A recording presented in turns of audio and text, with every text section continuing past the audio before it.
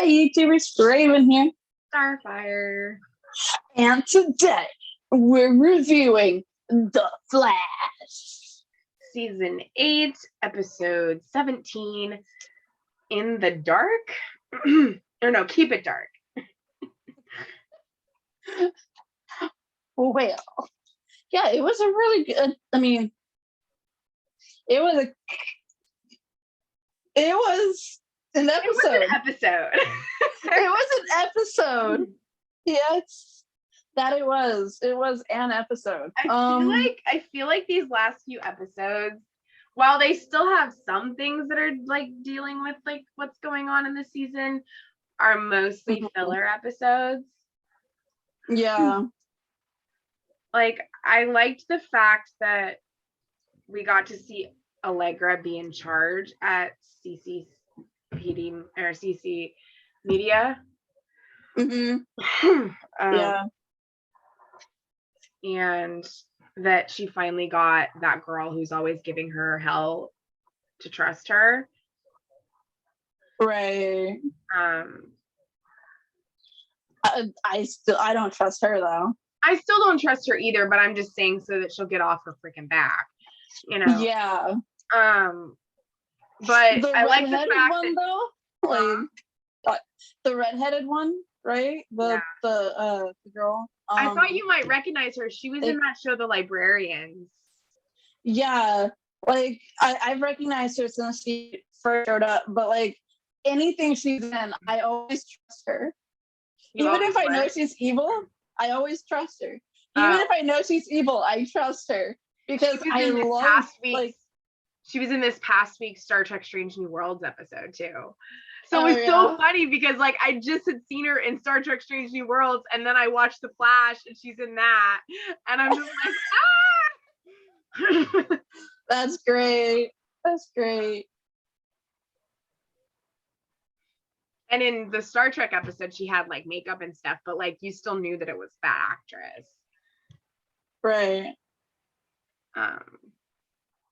But yeah, I mean, I'm just glad that she's also embracing like being a meta, you know? Yeah. Yeah, that's been hard for her, and I'm glad she's kind of overcoming it. Yeah. You know? And I liked that Chester was like there for her this time. Yeah, gave her that leadership speech. Oh my god. Yeah, because like she's always there for him in that way, so I liked the fact that he was there for her. Yes, most definitely. You know? Yeah. And it was so funny, like Cecile comes down the stairs at the beginning and she's like, we have to take, you know, the girl, I forgot their daughter's name. Right. And then Barry's like, I think you're forgetting something.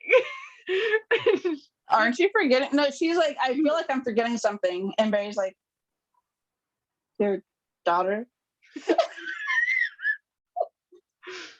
See, I knew she's older.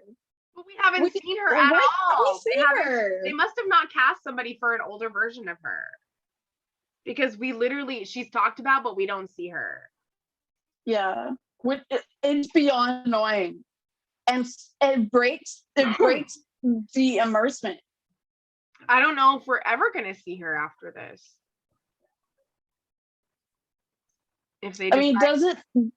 Does it not break the immersion for you not to see her? Immersion? What do you mean? When you're in the show, like you're immersed within the world. Like it breaks it up.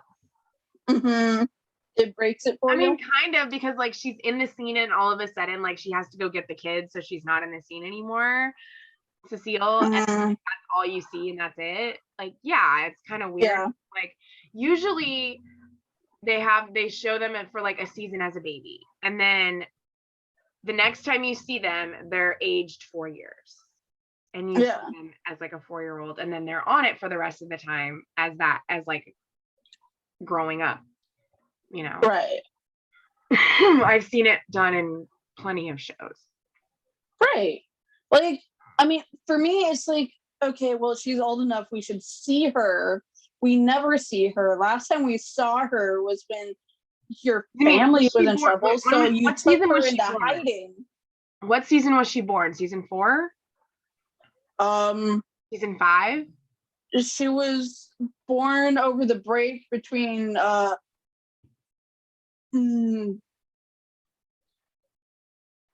she was born the break just before let's see, Nora broke the satellite with Barry, and then the next season Nora introduced herself to the family, and that was when the baby was born. The baby was born before the season that had Nora in it completely. So she was born in between season 4 and season 5.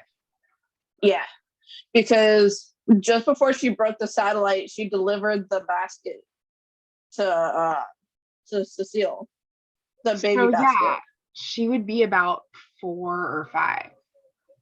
Mm-hmm. At this point. Yeah. Yeah, they need to cast someone so that we can see her again. Yeah, because it really breaks my immersion. Not because like they keep running off screen to go get her. Like that's understandable. You have her in a playpen or whatever. Sure. Yeah, you but know? she's 4 years old. She wouldn't be in a playpen anymore. Well, I mean, like playpen, like play area, like you shut the door so she can't like get out in and break her in neck her falling play down the area in her stairs. room or something. Yeah. Like you have one of those gate things to keep her in the room or whatever, you know? Yeah. Like so she don't fall down the stairs. No, I understand what you're saying. I was just like a playpen in the crib. So it's just like, okay, I understand like you would keep her in something, but like you look downstairs, there's no babies. Like there was never any baby swing downstairs when she was a baby. There's no toys of any kind downstairs. There's no evidence that they have a child. I think a lot of times, and I've seen this with other shows too, is like they don't always know how to write for those kids sometimes, so they just kind of phase them out and you don't really see them anymore. Yeah, but like I would appreciate just seeing Cecile carrying a child every once in a while. You know what I mean? Like she doesn't have the baby doesn't the child doesn't have to say anything. They just sleep in mom's arms. I don't freaking care. Yeah, we need right, we need to see evidence that they even have a child, because it feels like they don't have a child. Yeah, it feels like she's talked about, but like we never see her, so it literally feels like she doesn't exist. Yeah, so like if she's going to be a character, then let her be a character. I don't care if she doesn't have any lines and she shows up once in a while because Cecile's taking her somewhere, so she just walks down the stairs with Cecile and out the door. Just let me see her. Right. Maybe have Joe step on a damn toy that's downstairs for some reason. Yeah. Like, give me evidence this baby exists. Yeah, or toddler or whatever. Whatever right. age it would be. They're really young, they're a baby. Yeah, well, yeah, that is annoying. Yeah.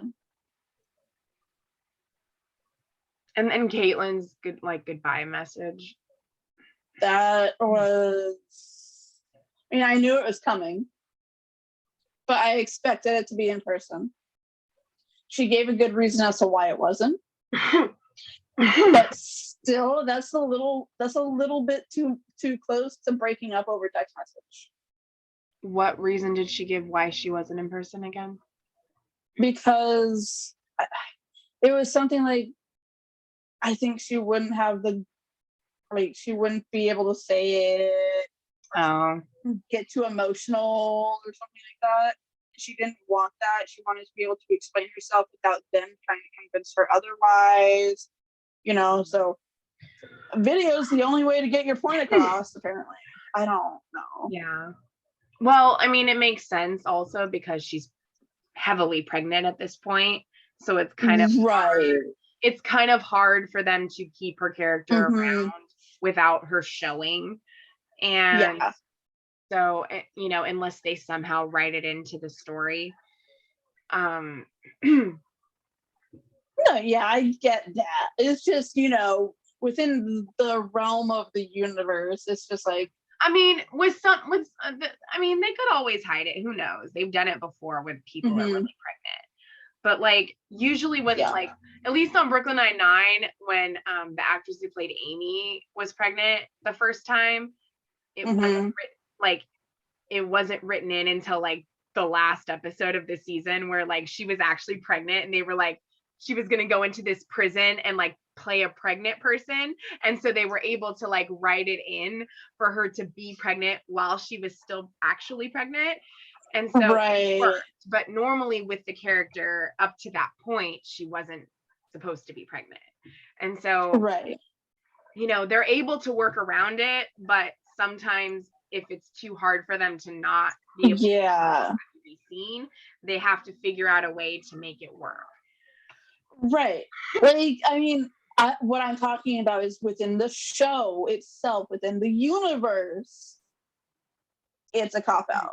Well, yeah. I'm not talking about in real life. I'm talking about I know. The reasons she's giving. Yeah. I'm saying the reasons that Caitlyn is giving, it sounds like she's breaking up over a text message. Like, no, I was just saying that, like, you know, that's probably the reason why the actress isn't going to be around much. Oh, yeah. Episodes because of that. Right. Yeah. No, and rightfully so. I was just, you know, it's just like the way they did it. Like maybe they could have found different wording for it or something so that it didn't seem like, once again, like she's breaking up over a damn text message. You know what I mean? Like that's the vibe I got from it. Yeah. Or voicemail. I'm sorry. And probably it's a little bit more like over voicemail. Like you called knowing that they wouldn't answer. We're gonna be without the Flash for like 6 months, almost 7 months when it comes back for season 9. Wow. I was just thinking about that. That's the longest we've gone without the Flash, besides the COVID scare. Yeah. But I think that, well, because it's ending at the end of this month for season 8. So July, August, September, October, November, December, and then January. Wow. Depending on when in January it comes back. If it's like the beginning, if it's the mid, you know. Right. Damn. First, I lose This Is Us this season. So I won't have any more This Is Us to watch in the fall. Oh. Sadness. I'm sorry. It's okay. It had its time. And now it's done. It did. Yeah. Yeah. I did hear, like, I watched Emergency Awesome recently, actually, about what they're doing with why they're taking the shows off. You know, the superhero shows, they're canceling all of them. Well, not all of them, but you know what I mean. And it's because not only are they trying to sell the CW as a channel, so they don't want to have a lot of these long-standing shows that can't get any new viewers in, right? So they want to have shows on there that can get new audience in to make it more palatable for people to buy it. But because they're trying to do what Marvel did with their TV shows, which is why if you watch the Superman show, the version of the CW that we knew before Superman came on the screen isn't really mentioned a lot in the Superman show. They try to mention it as little as possible. It's like because right. What they're trying to do is they're trying to take the show, like once they get everything else like closed off and the storyline's wrapped up and the show's ended, they're switching it over to HBO. So just like what Marvel did, they're taking the shows off the air. So like Marvel did with Disney, like where Disney took over Marvel and has all the Marvel shows on there now on Disney Plus. Yeah. Everything's going to be on HBO. They're and moving it's all the going to be shows over to HBO Max. And the reason why they're ending the shows is because what they're doing is they're creating a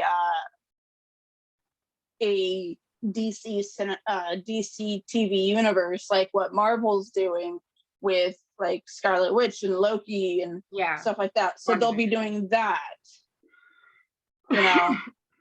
Okay. But they're going to be bringing in this version of Superman and connecting it over within some sort of multiverse. You mean the Superman and Lois Superman? Yeah.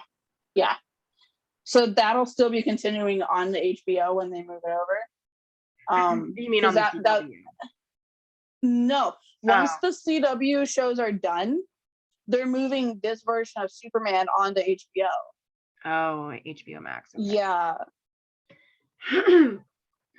And then it'll keep going. But there's but they're apparently making a Diggle centric show that they're filming the pilot, so that they're going to try and get it picked up for a season. Yeah, I heard that they were. So they're filming. They're working on with CW. They were trying to have it like merge with like the Warner Media, which is what HBO Max is on, like what HBO Max is part of, and that's why all the Warner Brothers stuff is on there. Oh my gosh, I don't know if you saw it. I retweeted it from TV Line, but apparently probably not. Apparently there was like a Twitter war with one of the original writers from the original Charmed with some of the writers from the reboot over because the finale of the reboot aired on the 10th on Friday, the series finale, because it got canceled. And and so one of the original writers of the original show was saying how, you know, like he was mad about how they did it and everything, and from the beginning, like they acted like, because the writers of the reboot were all saying, oh, we always wanted it to be like you know, connected with like the original, because I guess in the series finale it showed the three girls, there was some like portal and you saw the Hallowell house, and like in the original. And so the writer of the original was all saying how like they would the girls from the original would have like dealt with them and that would be it or whatever.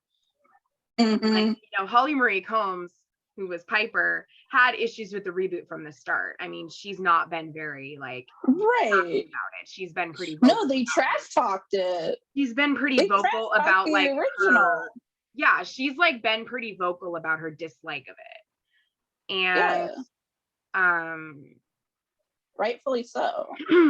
Here, if my portrayal of characters gets trash talked about by people who's never even seen my show, so I'll read it. Yeah, I'm gonna trash talk their remake of my show.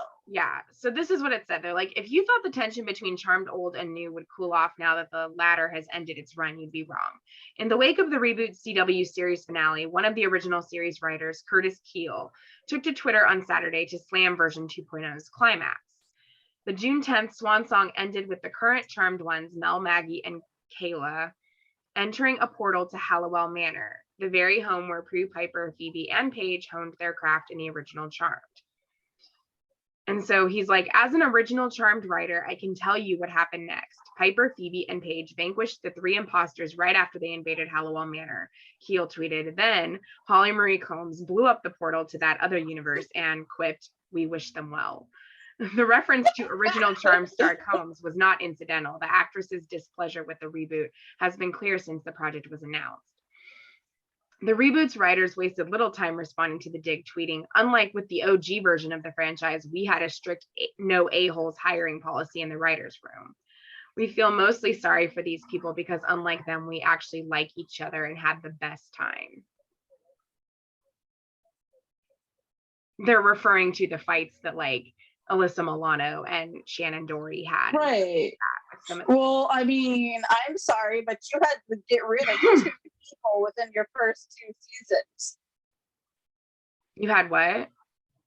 They had to get rid of Macy's love interest after season 1 because, after No, I think it was season 1 because he started like this thing on Twitter. He said something wrong, and so he got kicked. Oh. And then Macy had to leave. The actress that played Macy, the oldest sister, she had to leave. Yeah, I saw the thing about her leaving. So I'm sorry. What now? We got rid of one character, one actress, and the rest of the thing was completely fine. Yeah, and then in the follow-up, got rid of 2. And in the follow-up tweet they added, and for the record, we love both versions, which is why we set out to create a cohesive universe. In our minds, there is zero competition in a long line of strong young witches tasked with repeatedly saving the world. Right. Because that you say that because you definitely didn't tell your actresses that this is going to be a more feminist version of the show. How was the original Charmed not feminist? Exactly. It was that's what the actresses said. Witches. It was 3 women, lead women in these roles, fighting evil. In that time era, in the 90s, in the late 90s and early 2000s. That was unheard of. Like, I mean, Buffy, that was like, I mean, that's why Buffy and like the OG Charmed are still such like popular cult favorites today, because they were about feminist and women's empowerment and everything like that. And exactly, you know, like, who cares about the feud? Shannon Doherty is a great actress, but she's not easy to work with. And that's just fact, because a lot of people that have worked with her have said that. But that doesn't mean that she's a bad actress. She's just not easy to work with. She's just difficult. But she was still good as Prue. And, you know, not everybody's going to get along on a set. Sometimes it works out and other times it doesn't. But the show went on for 8 years. The reboot was half of that. Yes. The reboot was half 4. of that. And you got rid of 2 times as many actors as we did. Like, I'm sorry, but I only watched the pilot and I never watched the rest of the show. I'm confused because I know this is somehow turned into the Charmed review here, but like I'm confused by this. Okay.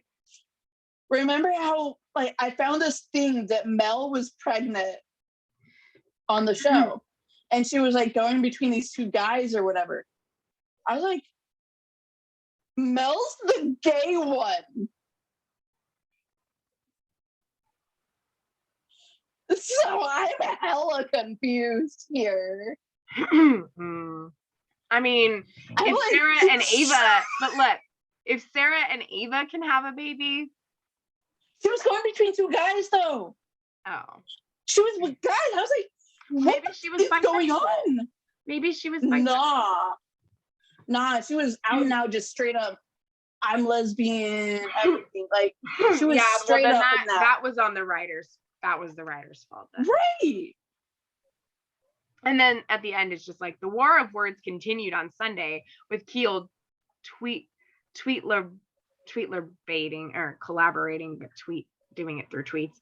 My problem with the Charmed reboot is that from day one, it pretended like the original Charmed didn't exist, yet it borrowed a ton of ideas from it. We worked very hard on the OG series for many years, and to disregard that is offensive and disrespectful to us and our fans. Yeah. The idea that the White Lighter Council was just witches. They got like there was like seriously, the White Lighter Council weren't white lighters. They were just witches, powerful witches. Yeah, well, like their mom was on the council. Apparently, they're all saying how, you know, there's another article where it's like Charmed series finale confirms reboot's connection to the original show. EPs explain that full circle ending. Whatever. There was no full circle beginning, so how was there a full circle ending? Like, excuse me. Anyway. And you called it a reboot? Like that means that the other doesn't exist. There's certain older shows that I don't mind seeing rebooted, but if it's a show that is already a cult favorite and didn't end that long ago, like, just leave it alone. I know you want to make them more diverse and you want to make them more inclusive, and that's all well and good, but you don't have to do, if you're gonna do that, just don't have any. If you're trying to say that it's supposed to be connected to the original and then you do nothing to show that, and from the beginning you act like it didn't exist, then just do that. If you are doing a completely original story that's not the same as what we had before, then do that. Don't say that you're connected to it and name it the same thing as the original and then have no connection to it until the very end. Like, no. So what? If there was a season 5, would they have gone to Hallowell Manor and would we have met other versions of Prue, Piper, and Paige? Like, because we know Prue, Piper, Phoebe, and Paige, like, how would that have worked? The actual original actresses would not come back for this shit. Well, no, I'm saying they would not come back for this shithole. They would have to have other people. What I'm saying is, how would they do that? How would they make that work? Like, dude, if anyone from the original cast, their sons or anyone, were to come back for like, it was later in life, right? And like their sons took over, you know, like Wyatt and Chris. I would have been, okay, F these actors, I'm never watching anything else they're ever in again. Like, yeah. The entire fan base would have been the same. We would have turned on them. Like, it would be like Veronica Mars. It would be. Except not as as much of a betrayal. It still would be bad, but it wouldn't be like, it wouldn't be the same level. Right. But yeah, like, Charmed is one of those shows where the concept, you could like, can be done again and you can add on to it, but don't name it Charmed and don't try to say that you're part of the same universe when after you're the fact separate from it. Yeah. I mean, your white lighters are completely different. Like, if you're gonna do your own thing, do your own thing. Like, we've seen a MacGyver reboot, we've seen a Magnum PI reboot, we've seen a Hawaii Five-O reboot, Walker, Texas Ranger. We've seen Walker. The new Walker is completely different from the Chuck Norris Walker Texas Ranger. And this one isn't even called Walker Texas Ranger, it's called Walker. So it's completely different. Like, it takes place in the same place, but it's not the same show. Right. And, you know, the new Hawaii Five-O was quite a bit different from the original as well, and it had a lot more Asian actors in it than the original did. So they did it right with the inclusivity and the diversity. Yeah. You know, so if you're gonna do that, that's fine. Like, if they were to do Buffy again and have a Black woman play Buffy, okay, but don't copy the original. Like, no, the original is there for a reason, and it's the original, so let that be what it is.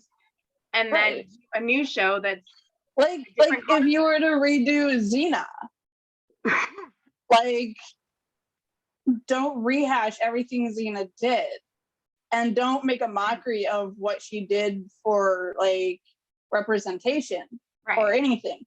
Like, I mean, if you end up getting the two main characters together, then more power to you. If you don't, more power to you. If they don't even show any signs of attraction to each other, that's such a diverse like action from the original show. I would say definitely more power to you. Of course, the original fan base would riot the out. They'd be watching because they want the original too. Because they want to see Lucy Lawless kicking ass again. Well, I mean, no, like, but like a remake, like you bring in like different people playing Xena and Gabrielle. Maybe not even name them that, then the show wouldn't be named Xena. But like, you know what I mean? Like, you can do different things with the shows that we have. Yeah. I mean, Like, I feel like you can. I feel like remakes are different than reboots because Yes, reboots are a continuation. Remakes are like, okay, let I have an idea that could have made this better. Let's try it out. yeah, like if you're doing a remake, you're basically taking what the original story and remaking it as your own. Yeah. Like you're still having It's like, aspects of the original and you're still having the same character names and all those kinds of things. it's like Doctor Who. Every time you get a new showrunner and a new doctor, it's a remake. But you're adding to it. A reboot Right. is technically a completely new story. It's a reimagining, complete reimagining of the original. Yeah. Like it's not part of the original. It's separate from that. Which is what Charmed was, even though they tried to say that they were part of the same universe. They never acted like it, even in their like interviews. That's what the freaking writer was saying. He's like, from day one, you pretended like the original didn't exist. Yeah. Like, you said we're trying to make it different. We're trying to do it better. I mean, for them to like, I just can't get over the fact that they're saying that the original wasn't feminist. How is it not feminist if the show is created by a woman? The show was created by a woman. Yeah. When she left, they ended up having to dress in skimpier outfits for a while there, right? And that's what a lot of people point towards to saying that wasn't feminist.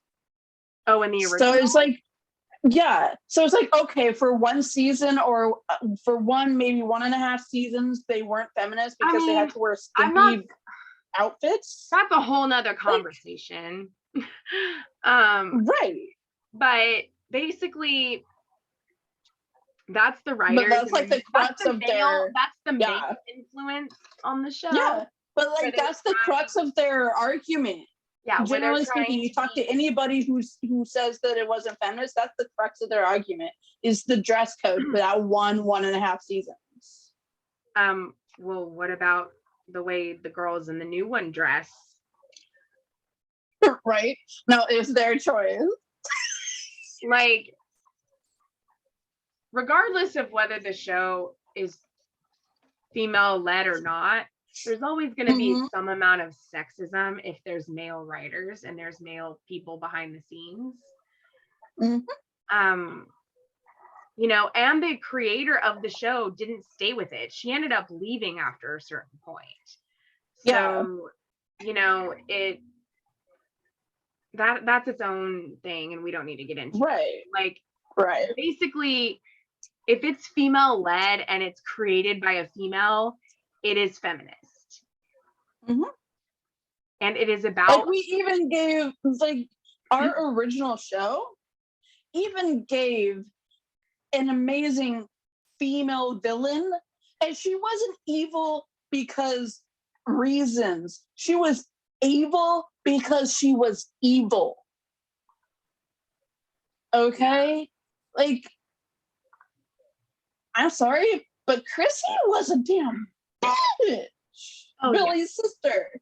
Like, she's the, like, I mean, the seer, she was amazing. Both versions. Oh my gosh. But yeah, I mean, like, you know, we had great female villains too. I mean, Buffy is still what it is today because of her and because of who she was as a character for so many girls and women. But we all know that Joss Whedon is a toxic asshole and was very sexist and had a foot fetish. And so that's why that's why he would like film like people barefoot and like focus in on that, because he had a fetish for that. Like in Firefly, when you see like River, like her feet and stuff and things, it's because of that. Wow. But anyway, what I'm saying is you can still have a show that is empowering for women and for girls Mm-hmm. and still have shitty writers and people that work on the show Yeah. behind the scenes. Yeah. I mean, we had that on One Tree Hill, we had that on Buffy, we had that on Charmed. Like, you know, that was the 90s, that was the 2000s. Yeah. Nowadays, that wouldn't be tolerated. But No. then that was still happening. Mm-hmm. So, you know, no one stepped out back then. Yeah, so it was a different time in the culture for television. It was a different culture. It was a different era. It was, you know. That's why what John Barrowman did was not acceptable, but tolerated back then. That's why what? What John Barrowman does was tolerated back then. But I mean, because of the culture. Right. And that's also too what is cool with like with the One Tree Hill podcast that some of the women from One Tree Hill are doing, the main girls, is they're basically taking their show back because the creator of the show was very like sexually harassed them, a lot of them and stuff behind the scenes. And Hillary Burton, who's married to Jeffrey Dean Morgan, who was Dean and Sam's dad on Supernatural and was in The Walking Dead, she was Peyton on One Tree Hill, and she ended up leaving the show in season 6 because of it being a toxic work environment. And like, yeah, so now by them rewatching it and kind of reclaiming the show for themselves, they're getting to like, you know, they're taking their power back. Yeah, they're taking their power back, and they're saying, we're not going to let this asshole who treated us this way take away the joy of this show and what it means to so many people and what our friendships as a unit mean to each other. And so, you know, by doing that, it's healing them. And so, and they talk about that, because that show started in 2003. And so they talk about, you know, the culture and the work environment back then and everything too, and all the things that were going on when they were doing it. I mean, they started on the show when they were in their early 20s. Like, you know, it was a different time. And like, you know, so it's all, I could do a whole thing about it, but anyway, yeah, so. Yeah. But yeah, I mean, that's interesting if they're going to do that with all the DC shows, but it sucks that they're having to end as well in order to do that. Right. I mean, it's going to be really hard to not have the Flash around anymore. Definitely. Because I mean, that was always the one that I looked forward to the most. That was always the one that I got the most excited about from the beginning. I mean, from like when it was going to start in 2014. Like, I was super excited about it. And like, I love Barry and Iris so much. And like, you know, it's just, I didn't think that like, I mean, yes, I love a lot of other superhero shows, but I didn't think that there would be one that would like mean as much to me as The Flash does. So it's like, it's just like, I mean, you know, I know shows have to end and I know that like they can't be around forever, but like, you know, it's hard when it's something that you've been with from the start, you know? Oh, definitely. It feels a little different when you didn't see it from like the very beginning when it was airing and you come into it later. I mean, it still means a lot to you and it's still special to you. But like when you watch it from the beginning, you have this kind of like special bond with it because you're so invested in it from the start. That like when it's over, it feels like a part of you ends along with the show. Right. And so it's like, you know, it's just weird. Like it felt like that with Glee for me. Cause like, you know, I didn't watch it from the very, very start, but I watched it mostly from the start. And, you know, and at that time in my life, it was very special for me and relatable for me. Yeah. And, you know, it's just interesting how shows are like there when you need them. Like, yeah, One Tree Hill started when I was 12, but I didn't watch it until I was like 21. And, Right. you know, but it's just funny how, like, if you'd seen it at the time that it was actually on, it might have meant something completely different to you than when you saw it later. You know, Right. It might have been something that you really needed in your life at that point, and it was actually good that you ended up watching it later than when it was actually on, because you related more to it. Right. And yeah, so I mean, we don't know for sure if it's going to be the end yet, but I'm thinking because it's going to be mid-season next season, and it's going to be a shorter season, and a lot of the actors are going to be in less episodes, that it's going to be the end. So, you know, we'll deal with that when it comes, but yeah. And what the future of our channel will look like and everything. So yes. So that will be coming. Yeah, I mean, we could end up really liking the Winchesters and review that. I don't know. It just depends. It depends on how busy we are. It depends on what is going on. But, like, you know, as of right now, we don't know what's going to happen. Yeah, the future looks a lot different for both of us than we thought would look. We thought it would look like currently.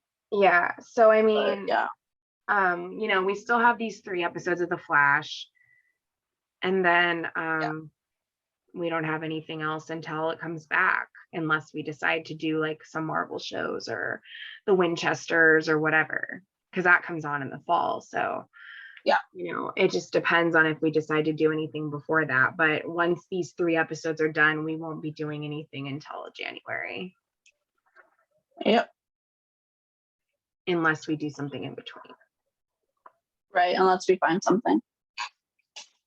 I mean, if we decide to continue doing Justice League animated, if we decide to, you know, do any of the Marvel shows or the Winchesters or whatever, but yeah. So. Yep. So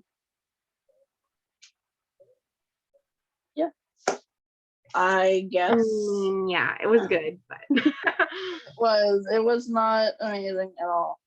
It was a decent episode. Until next time, keep believing in the impossible. Keep believing in the impossible.